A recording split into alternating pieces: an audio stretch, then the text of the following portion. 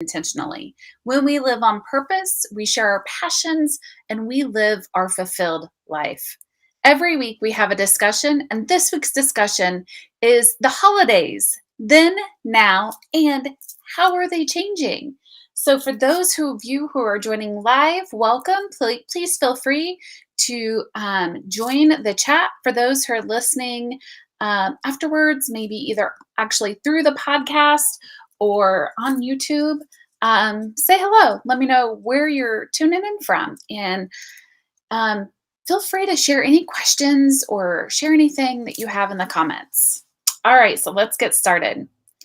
As the collective consciousness shifts, this impacts how we navigate the holidays as well. You started to notice last year it was very obvious that we chose to be creative when it came to celebrating with our family and friends. This was just the beginning. And I'm talking because of the illness or the injection. Yes, that did shift how we celebrated, and other reasons are coming to light now as the holiday season is once upon us again.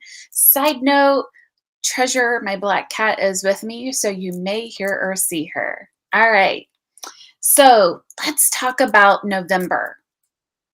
Did you know that November is a time to go inward? It's a time of transition and self-reflection. So, and I'm talking about the energies of November, of December, really starts in October, and it goes through January and February. Think of the cycles of the seasons that we have. And I'm specifically talking about the holidays, by the way, and the seasons here in the United States.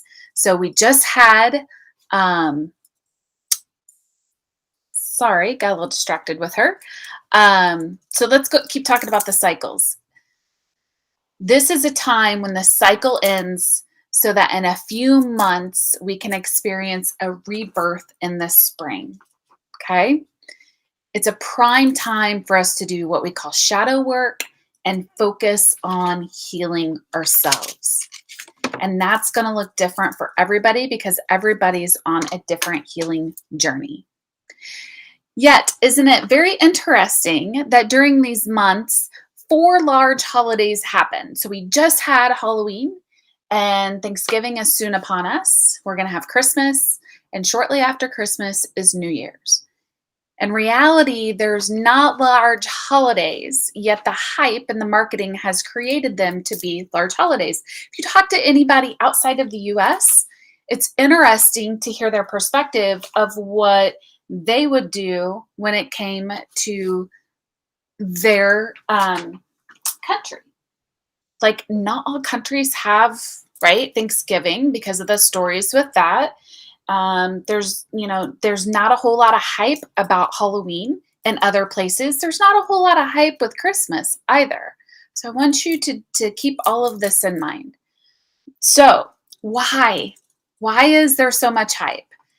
Yes, it's a marketing scheme for corporations to make money. And it's a distraction.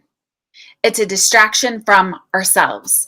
It's a distraction from cultivating our relationship with God, the divine source, the creator. It's a distraction as we compare who we can buy the biggest gift for. Who can buy the biggest gift? Who's it for? Who can spend the most money? Fights used to break out in parking lot at the mall over purchasing stuff, not the word I wanted to say, that no one really wanted except to make them feel better about themselves and or look like they have the money that they really don't have.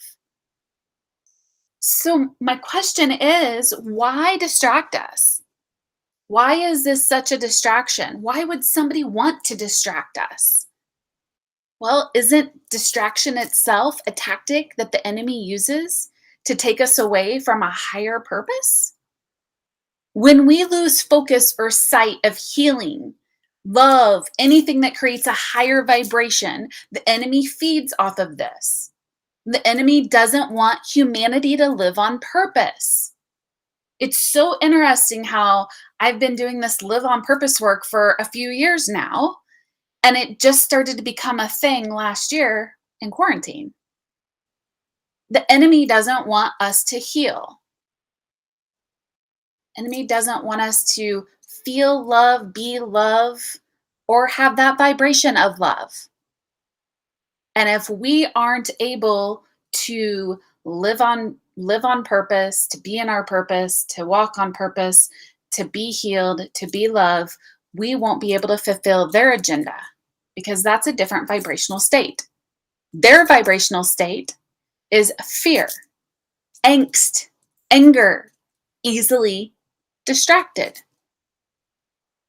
Have you noticed how short our attention spans are these days, including myself? I'm very aware of this. They've dropped so much that not only is a video the wave of the future, especially for social media marketing, it's short videos. There's a gal I follow for social media marketing, and she said she went from, I think it was like a 2-3 minute video that it was a few second video. I mean, we literally have 2 to 3 seconds to capture someone's attention before they move on to the next video. Think about that. Think about how short our attention spans are and how quick we are to just pick this puppy up because this is our distraction. Here's a great example of a distraction when it comes to the holidays. Elf on the Shelf. I would love to hear from the parents out there who have Elf on the Shelf, who use Elf on the Shelf. I want to hear from you in the comments.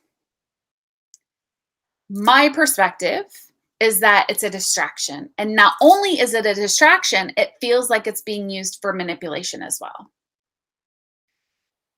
Not only are these people who created Elf on the Shelf making money off of all of the families, the parents who are buying it, and all of the other stuff that they buy to show that the elf does. You know, there's all sorts of cute pictures that you can Google and figure out, oh, it's got to be bigger than last year, and I got to do something different than last year for the elf. And you end up spending money to have this happen. And don't forget, Santa is required to show up too with loads of gifts. And then for those who can't afford all these things for their kids, it's a mental mind F. It is. For some of those people, there's unworthiness that sets in, that they don't have the money. There's shame and guilt. And all of that is wrapped in this story, this narrative that we've been told, this distraction away from the real meaning of Christmas. When all they want to do is just make ends meet. And for me, it feels like Christmas has lost its magic, in my personal opinion. I just want to be with people who I love and who love me. I want to be able to help other people, not just at Christmas, not just at Thanksgiving, all year round. And yes, to celebrate the birth of Jesus. And somehow we also have forgotten about the other holidays as well that get hidden because they're, maybe clearly not the biggest population of other faith religions. So how do we not buy into this narrative, both figuratively and literally? Number one, if you are getting together to celebrate, ask your family, would they like to be a part of a give back project? Maybe you guys take that day and actually spend time helping at a local shelter. Where I live in Indianapolis, we have, I don't even remember the name of it. It's a fundraiser race where you can race or run or walk in the morning of Thanksgiving. And it's literally a fundraiser for a local organization. Things like that is what I'm talking about. Help at a local shelter during that time. Number two, you could draw names for gift exchange instead of purchasing gifts for everybody. Make it fun. Number three, if you attend church, ask a few of your friends who go there as well. Have an Advent study, or whatever church you go to, have a study that's focused around that particular focus of that religion, and keep each other accountable. Take it one step further. Don't just study it, don't just read it, don't just talk about it. Take it one step further and actually implement it into your life. Learn, take that into action. And the fourth idea is to focus on what matters during the holidays. Being present with who is in front of you and connecting with them. I no longer meet with people. My intention is that when I am with you, we are having a connection. That is very different than meeting with someone. It's getting to know who they are. And by the way, what you do for a job, for a career, is not who you are.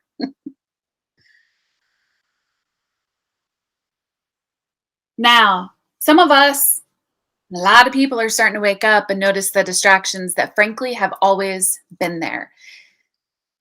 As the energy has shifted, as the veil is being drawn, we are awakening to what's really been happening this entire time. And I understand that not everybody's awake to this. And the question that I continue to get a lot, I just got it yesterday, is what do I do with a toxic family member? How do I handle that situation? Great question. My first answer is, can you observe them from a different perspective as someone who wants to be loved, seen, and heard? Can you view them from a higher vantage point and not get triggered by whatever they're saying or doing, and know that they're doing what they know, they're doing what they've learned how to do? They're loving you or being present with you the only way that they know how, and that's okay. My second suggestion was honor where they are, and ask them that they honor where you are as well. Nobody needs to understand. We feel like it's like we got to ask why, and why are you doing what you're doing, and I got to understand this. Can there just be, can you honor where I am, and can I honor where you are? That's all. And the third suggestion is respect their choices and have no judgments and ask for the same. It can be a difficult time. Absolutely. Because there's a lot of expectations that come along with. Ooh, I apologize because I got something in my eye. There's a lot of expectations that come along with the holidays, that it's got to look a certain way, and you've got to have these decorations, and we've got to have, you know, great grandma's dish that she made when I was growing up, and it's got to be in this dish. And I have to have turkey, or it's not Thanksgiving. There's a lot of stories that we've wrapped around these holidays, and I invite you to let go of them. It's okay to let go of what things used to look like, because where we're going, I promise you it's going to look a whole lot different. And that's okay. That's how it's supposed to be. Know that people can shift when they're open to it. And during these next few months, remember what this time of year is about and what society and marketing and corporations want you to think it's about. Individually, we're healing, and that leads to a healing of the collective as well. Now, right now, we are in pre-eclipse season. This is November the 8th, 2021. We are in pre-eclipse, pre-shadow to the eclipse. I promise you there's going to be a ton of change these last 2 months, getting us geared up and ready to go for 2022. So buckle up, continue to hydrate, stay present, continue whatever spiritual practice you may have. If you don't have one, reach out. I can help you. Continue to ground yourself, because we're going to have a whirlwind. I believe, over the next couple of months of change. And frankly, over the next few years as well. We as a conscious collective are shifting at rapid speeds. People are waking up at rapid speeds, all different types of awakenings, and the awakenings are happening. So yes, the holidays are going to look different, and make it easy on yourself and let go of what you think it should look like and just enjoy what you're creating in this present moment. If you are called to work with me, I'd be honored. You can click the link in the description box. Also, if you would like to level up and kickstart your 2022, I have launched a 12-week masterclass to do just that. And when you click on that link and scroll down about midway, you will see all the details to that 12-week masterclass that starts in January 2022. Thank you all so much for joining. Thank you for doing your work, for showing up for yourself, because as you show up for yourself, you are truly showing up for every person around you. Sending you